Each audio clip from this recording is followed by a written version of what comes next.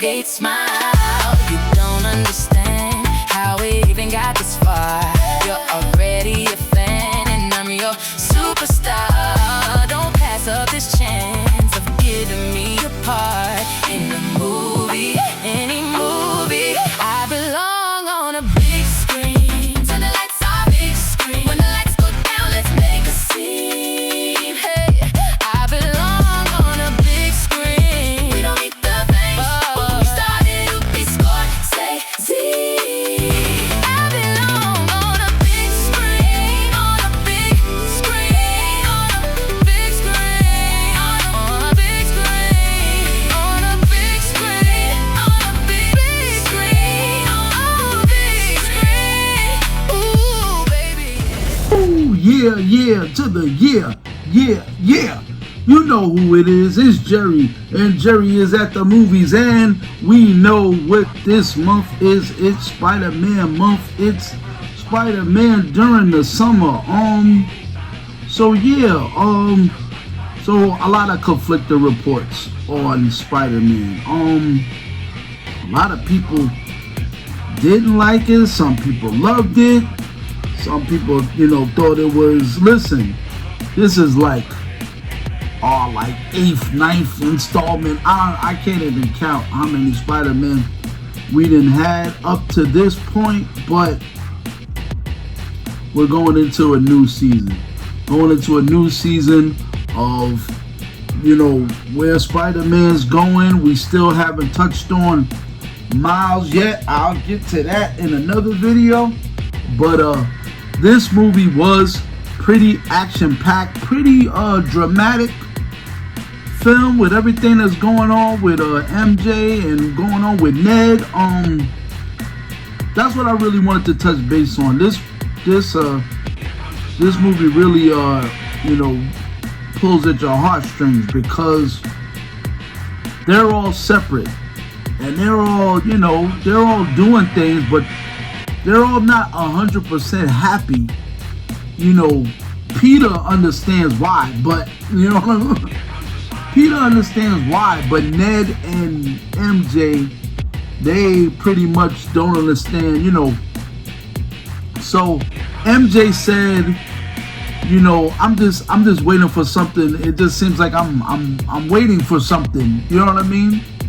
And Ned is, becoming a psychopath. Like he's trying to figure out who Spider-Man really is. Oh yeah, he saved our lives a couple of times. And I just want to thank him personally. But I think it's deeper than that. He feels a deep sense of loss. He doesn't understand why. So it's a lot of dramatic things going on underneath. The Punisher's there. So you know about the Punisher. The Punisher doesn't have anybody. But with Peter, he feels like he got like a little brother. You know what I mean? Like that's annoying. If anybody got a little brother, he's annoying, but I think he cares about him a lot. To hate him, because Punisher don't care about nobody, but he feels like he got a sense of duty to him. Jean Grey is there, so now this is her beginnings of where she's out of control. She is out of control. Her powers are like, she's looking for her sister. You know what I mean? This agency then took her sister, so she's going after them, and she is not playing. Jean Grey is not one to be played with. She don't even understand the full max of her powers, but in anger, her powers become worse and worse and worse. And Peter is going through his own traumatic experience because now he's around them. He, I guess he promised himself he would stay away from them, but they all live in the proximity of each other. So he feels, reluctant to go visit them, to go see them, see how they're doing. And it turns into him, like we remember the baby Peter that was in high school. Now he's coming of age, so it's puberty, you know what I mean? And that's causing this mutation in his body. You know what I mean? His body's changing. He doesn't understand it. He thinks it's something that needs to be repressed, but it's something that needs to be part of his upbringing and his DNA. So it's a lot of, things going on in this film. I watched it a couple of times. It's a really, really good movie. Now, to say the best Spider-Man ever, I can't say that. I think the last one was the greatest Spider-Man that we've seen, with Maguire showing up and Andrew showing up. All the other Spider-Men showed up. It was a really, really great, film with the three Spider-Men. And I think they broke the mold there with Goblin and Aunt May dying. It was just a lot. It was a lot. And all the other villains, Electrode and everybody showing up from other universes. I think the last Spider-Man broke the mold on just surprises and shockers and all this stuff. This was just action-packed and very, very heartfelt type of Spider-Man. But Spidey is different things. Spidey is he's dramatic, he's sensitive, he's strong, he's coming of age. There's a lot of different. So a lot of movies are not going to be based on one specific type of Spider-Man. It would be based on different,